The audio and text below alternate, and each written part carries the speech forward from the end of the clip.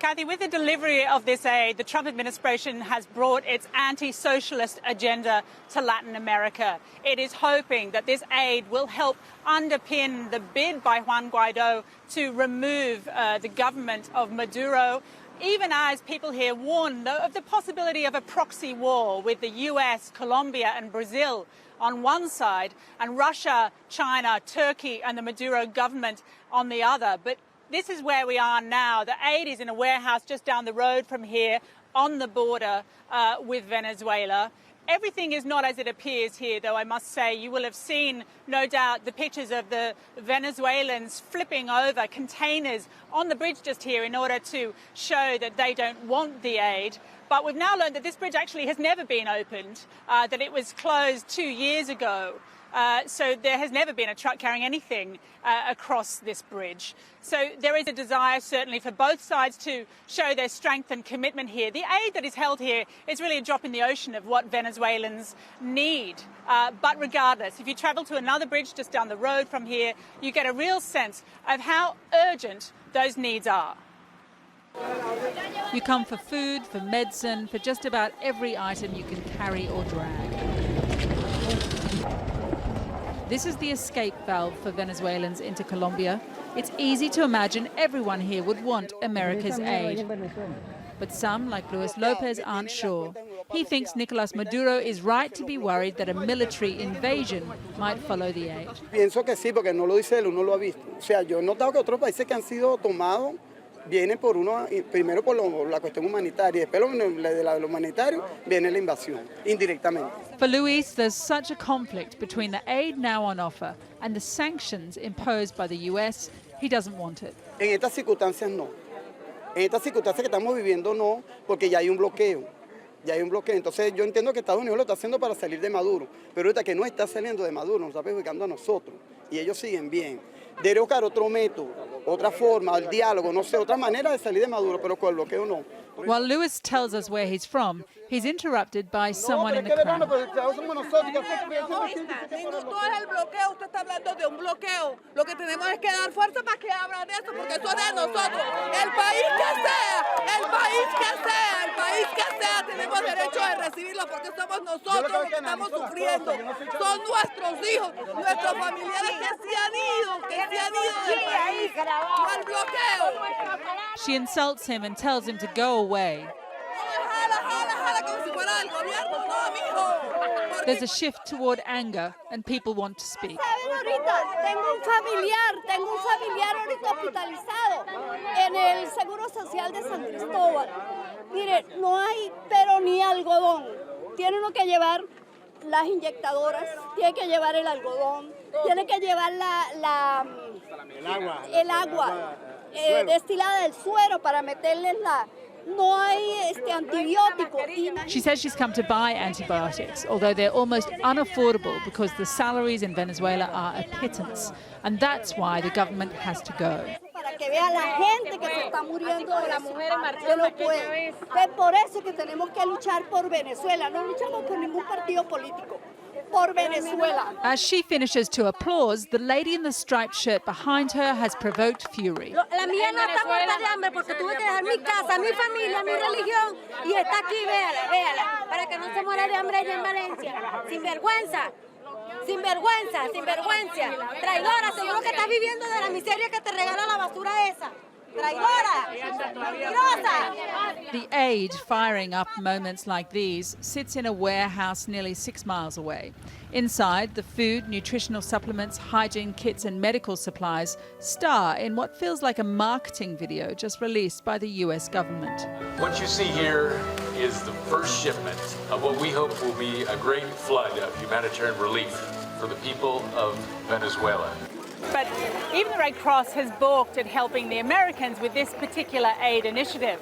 Another agency, Caritas Venezuela, says the delivery of humanitarian assistance should never be defined by political interest.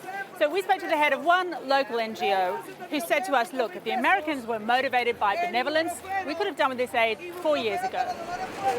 To get the aid across, the Venezuelan opposition has hinted at a river of people, similar to another crossing to break a blockade nearly 3 years ago. El plan es con gente. es con millones de venezolanos, de aquí para allá y millones de venezolanos recibiendo allá. Pero para pasar es necesario, es fundamental que cese la usurpación. ¿Qué es cesar la usurpación? Que los militares desconozcan al usurpador. Es en eso el punto de trabajo donde estamos hoy para que la ayuda ingrese a nuestro país y alivie la hambruna, alivie la tragedia que hoy hay en nuestra tierra. But if you're relying on the people to do this, then aren't you potentially putting them at massive risk from the Venezuelan National Guardsmen? El mayor riesgo de mi pueblo es que Maduro siga en Miraflores. If he really loved the people of Venezuela, like he so much says, he will accept that aid.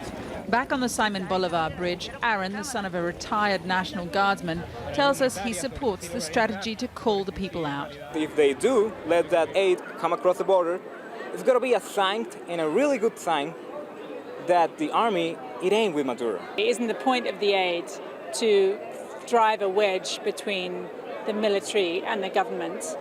In the end, that doesn't matter. What matters is that all the people that is starving, they get their aid. There are protests here daily delivering that message, this one by Venezuelan doctors, knocking on Maduro's door to let the aid in. Now, we spent the weekend on the other side of the border in Venezuela, but the difference is while Kylie and her team were able to film freely, we couldn't, because it's seen as so sensitive by this government, which says that the Americans are going to invade via this aid. Now, look, that's not illogical. The Americans have invaded and destabilized countries all over Latin America for many decades. And let's not fool ourselves. They're not doing this out of the good of their hearts. The Americans say they want to destabilize the regime of Nicolas Maduro. They want to turn the people against him, and aid is their vehicle for doing so. Having said that, I've met so many needy people in the last week. They desperately need the aid. 3 million Venezuelans have left in the last few years. The UN says that by the end of this year, if it goes on like this, 5 million Venezuelans, that's 1 in 6, will have left the country because they feel they can't survive here. But as I found in one of the big border towns, some people just can't go. They're too old and too poor.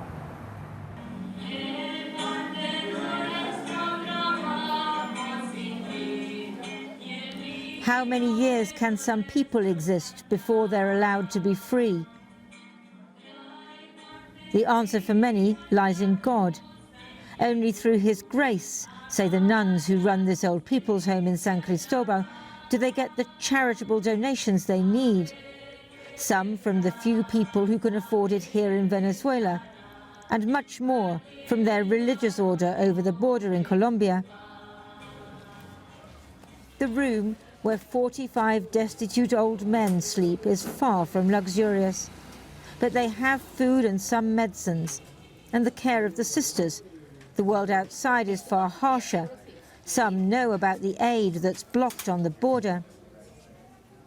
Está llevado por el gobierno que hay, ¿no?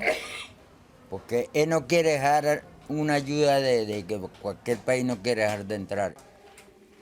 So do the sisters who run the home think the country needs aid? Claro que sí, tiene que estar, como nosotros decimos en el argot popular, se la están fumando verde, porque no se dan cuenta de la realidad que tenemos, ¿sí? ¿Y qué es la realidad que tenemos? La realidad, pobreza, que no hay hambre, hay falta de medicina, los niños están muriendo. Pero el gobierno está bloqueando la ayuda, diciendo que... Sí, por eso le digo yo que ellos se la fuman verde todos los días, no sé en qué mundo viven. Sí. Sunday lunch, basic fare for those too poor and too old to fend for themselves. For others, life is better. But even though the pretty tourist town of Peribeca is relatively prosperous, nothing is quite as it was. Venezuela's always been an extremely unequal society. That's why so many people welcomed Hugo Chavez and his socialism at first. Now, there's a very wealthy, tiny business and political elite. The poor have become destitute, and the middle class have become poor. Everyone we met had relatives living beyond the border, and in this strongly opposition town, all blamed the government of President Nicolás Maduro. Tíos por un país, los primos en otro, los abuelos en otro, los que quedamos aquí somos pocos y esperando 2, 3 meses y si no también tenemos que irnos. Los diciembre era para nosotros unión familiar, las cenas navideñas, lo hacemos los venezolanos. Anteriormente nos reuníamos todos. Este año que pasó solamente fue un grupo nada más. Estábamos cenando y con un teléfono aquí, con otro aquí, con otro aquí, haciendo videollamadas de diferentes partes. A new family in the making, a traditional wedding, just a little pared down. They blow bubbles because no one wastes rice these days. Here, they're putting their hope in change and in Juan Guaidó, the opposition leader who's declared himself president. Yo estoy convencida de que nuestro país va a salir adelante, con el favor de Dios y con el apoyo de Guaidó y nuestro pueblo. The newlyweds say they won't be crossing the border for a new life, but staying here in Venezuela. Estamos esperanzados de que aquí va a haber libertad de nuevo y que vamos a tener un mejor país. A wedding always brings hope, but whatever opposition supporters here want, President Maduro says he's not going anywhere. The times maybe are changing, but not quite yet. Well, both Lindsay and Kylie join me live now from either side of the border. Kylie first, as this goes on, is there a risk for the opposition that they're losing momentum? I think there is a real concern that people might be losing hope. I mean, as Lindsay was referencing before, the opposition is depending very strongly, very heavily on that idea. At first, we heard that the strategy to get the aid over was put aid here, put aid on the Brazilian border, put aid on a as yet unnamed Caribbean island, and all move it over together in a coordinated strategy. But now we're hearing potentially that they might be putting a call out to the many Venezuelans who have left Venezuela. There are 1 million in Colombia alone, who might then be asked to carry the aid across at great risk to themselves. But we're expecting to hear more about those plans in the coming days, with big demonstrations both here and in Caracas planned tomorrow. Kylie, thanks very much. Well, Lindsay, in Caracas, does it still seem very much that Maduro has the upper hand? Well, what President Maduro is doing is he appears pretty much every day and always with the military. That's where his strength lies. There were military exercises over the weekend. He was seen there with them. He says he's going to buy some new surface-to-air missiles from Russia, presumably to shoot down any American planes that come over. Tomorrow, I think there will be a very big opposition demonstration here in Caracas. There have been several in the past few weeks. But that doesn't mean that that will make him step down or push him out. Because what he's saying is, even though the opposition has very large numbers of people with them, he still has people with him. He has armed people with him. He has the military with him. And I suppose what he's indicating is that he's not afraid to use that power.